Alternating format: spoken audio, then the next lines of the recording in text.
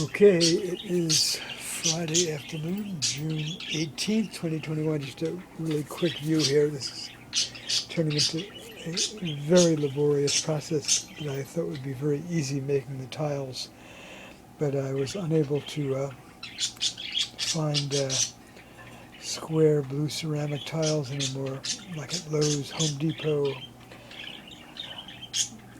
hardware store, lumber store, and so on. In and around where I live in Seattle, and Home Depot is very many miles away. Cutting up had to take a plate out of my own kitchen cupboard and breaking it, like half done now, using gloves, goggles, heavy tile clipper. And it's very hard to work with because unlike square ceramic floor tiles, it doesn't break into square, rectangular, easy to use shapes.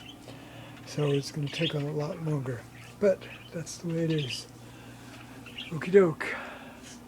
Something really noisy out there. First I thought it was a helicopter, maybe it's just a truck. Okay, hey budgies, how we doing over there?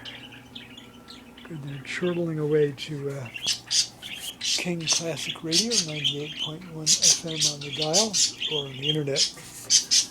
Okay, good show, good show.